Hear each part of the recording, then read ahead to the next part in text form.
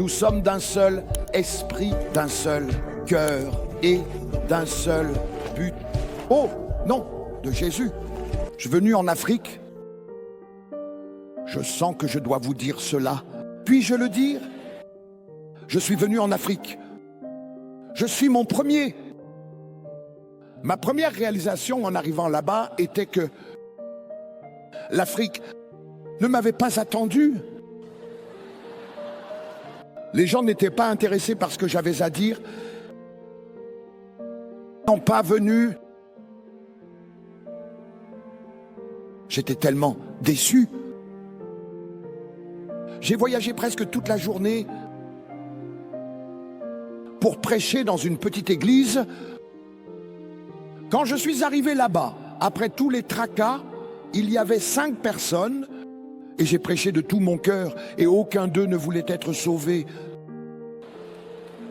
Ça m'a brisé le cœur. J'ai dit, où est le pouvoir de l'évangile glorieux que je prêche? J'ai dit, Seigneur, où est-il? Je ne suis pas venu pour rien. Je veux voir quelque chose se passer. Et puis, la nuit, Dieu m'a donné un rêve. Je crois au rêve. J'ai vu la carte de l'Afrique, la grande, immense carte de l'Afrique, tout, y compris les îles autour, et j'ai soudainement vu comment cela a été lavé dans le précieux sang de Jésus. Et j'ai entendu la voix du Saint-Esprit crier « L'Afrique sera sauvée !» J'ai eu ce rêve pendant 4 nuits consécutives.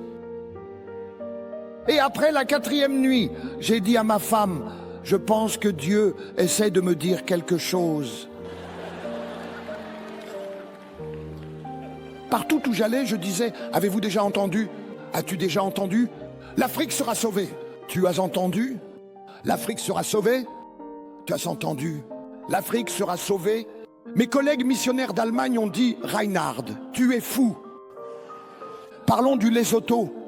C'était le tout petit pays où nous étions. J'ai dit, tu parlais du Lesotho. Dieu parle de l'Afrique.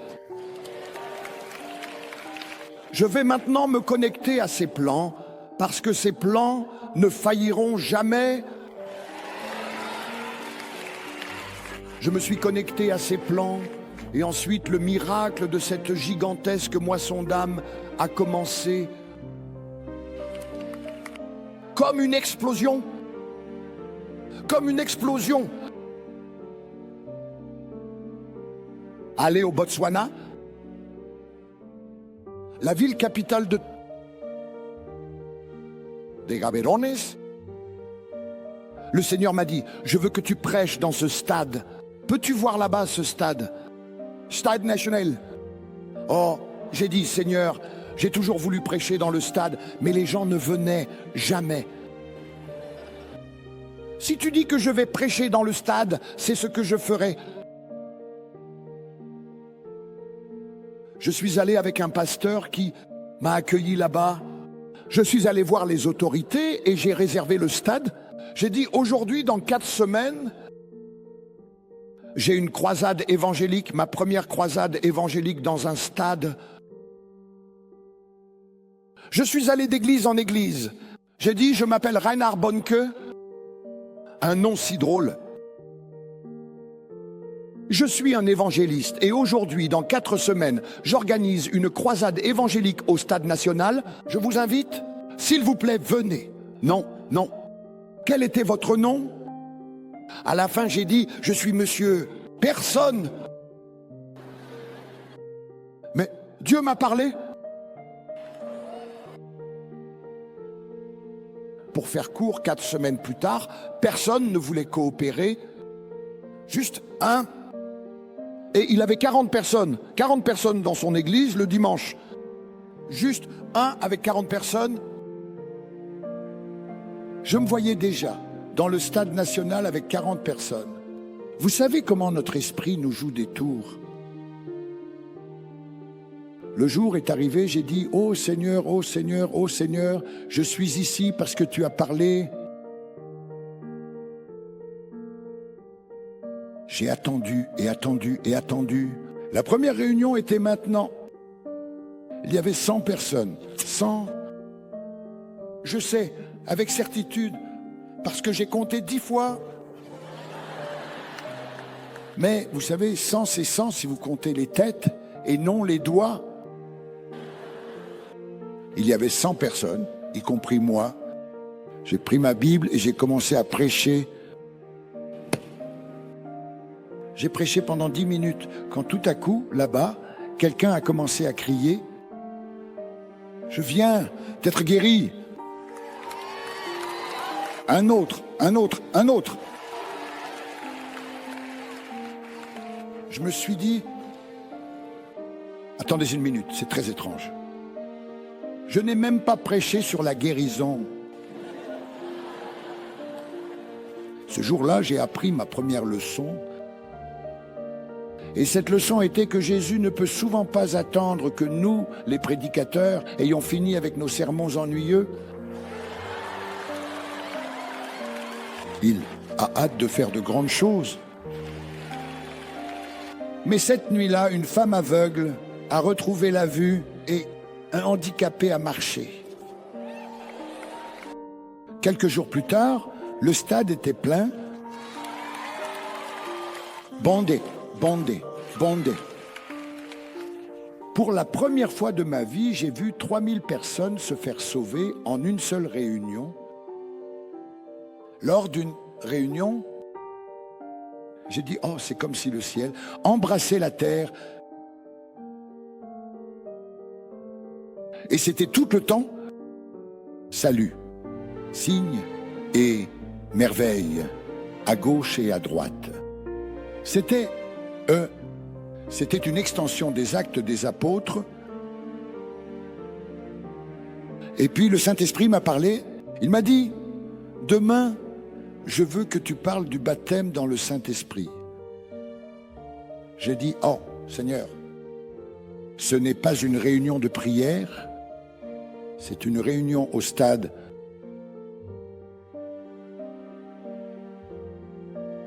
Le Seigneur m'a dit, mais la réunion de prière est trop petite. Car dans les derniers jours, je répandrai mon esprit sur toute chair. Et je vous dis une chose. Toute chair ne pourra jamais tenir dans nos églises. Dieu doit le faire d'une autre manière. Et le stade n'était qu'un début. Je me suis levé et j'ai dit, moi demain, vous allez voir quelque chose que les yeux humains n'ont jamais vu auparavant. J'ai dit, le Saint-Esprit descendra au milieu de ce stade. Je n'ai pas dit que je ne l'avais pas vu non plus. Mais je savais que je prophétisais. Je savais que je prophétisais. Le lendemain, une foule à capacité maximale, le stade était rempli à craquer de gens. Un court enseignement donné sur le Saint-Esprit, je ne l'ai pas donné moi-même. C'est quelqu'un d'autre qui l'a donné, mais il a oublié de parler de la nouvelle langue que le Saint-Esprit donnerait. Et je voulais me lever et juste, vous savez, l'augmenter un peu. Le Seigneur m'a dit, laisse-le à moi. Ne t'inquiète pas, Reinhard, laisse-le à moi. J'ai dit, combien d'entre vous veulent recevoir ce glorieux don du Saint-Esprit? Toutes les mains se sont levées. J'ai dit, d'accord. Maintenant, tout le monde doit fermer les yeux. Tout le monde. Levez vos mains. Et ensuite, nous louerons le Seigneur avec un gigantesque Alléluia. Et tout le monde avait les yeux fermés, mais moi, je les avais ouverts. Je voulais voir ce qui se passait maintenant, et j'ai vu quelque chose. J'ai vu une gigantesque vague arriver par le côté gauche, lentement. à travers tout le stade. Et alors que je la voyais se déplacer à travers les gens dans ce stade, en voyant cette vague toucher les gens, ils sont tous tombés à plat sur le dos et ils ont commencé à parler en d'autres langues, comme l'Esprit Saint leur donnait de s'exprimer. Mon esprit sur toute chair. Waouh! Je suis resté là en pleurant comme un petit garçon. Mon Dieu, est-ce possible?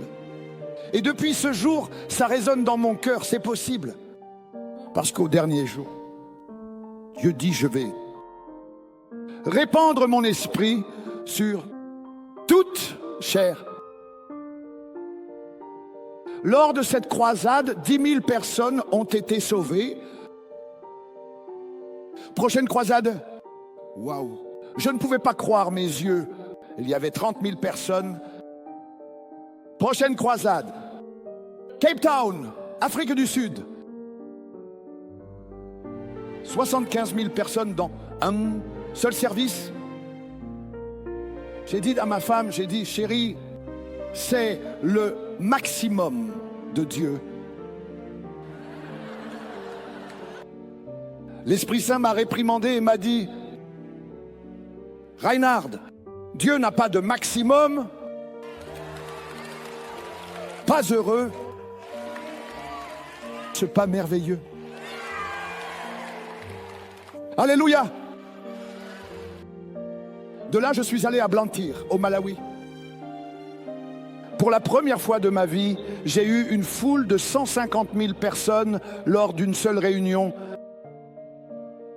Nairobi, Kenya, 200,000. Ensuite, je me suis dirigé vers l'Afrique de l'Ouest, dans la ville de Kaduna, au Nigeria. Pour la première fois de ma vie, j'ai prêché devant 500 000 personnes. Un demi-million. Un demi-million.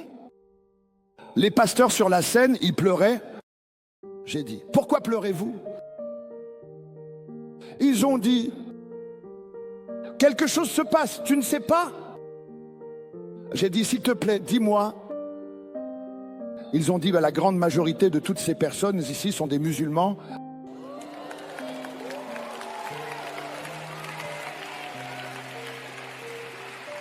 L'amour de Jésus ne fait pas de discrimination. Dites Amen. Alléluia. Je prêche l'évangile de manière claire comme du cristal. Et quand j'ai fait l'appel à l'autel, plus de 90% de ces personnes voulaient recevoir Jésus comme leur sauveur. J'étais vraiment ivre de bonheur. Cette nuit-là, toute mon équipe était à l'autel. En dînant, je ne pouvais pas manger. La gloire du Seigneur continuait de passer. J'ai dit à mon équipe, vous savez ce que je ressens dans mon cœur? Ils ont dit quoi? J'ai dit, il m'est venu à l'esprit, si Jésus continue à sauver des âmes à ce rythme, alors un jour, le diable va se retrouver seul en enfer.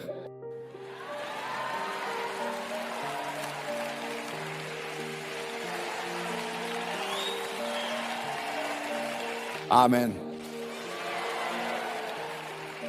Je sais que ce n'est pas théologiquement correct, mais j'aimerais que ce soit le cas, parce que l'enfer n'a pas été fait pour l'homme. C'était fait pour Satan selon la Bible. Je ne jure pas quand je dis que le diable aille en enfer et au paradis avec les gens. C'est ça, de la pure théologie. Au nom puissant de Jésus, et donc les foules continuaient de grandir. 1 million, 1,3 million, 1 million. Nous tenons des registres des décisions depuis 1987. Et depuis 1987 jusqu'à maintenant, nous avons 74 millions de décisions enregistrées pour Jésus-Christ. N'est-ce pas merveilleux?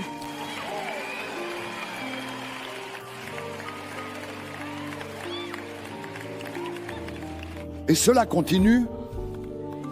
Et l'évangéliste Daniel Kolenda, qui est maintenant en charge en Afrique, fait un travail exceptionnel. Nous sommes d'un seul esprit, d'un seul cœur et d'un seul but au nom de Jésus. Alléluia.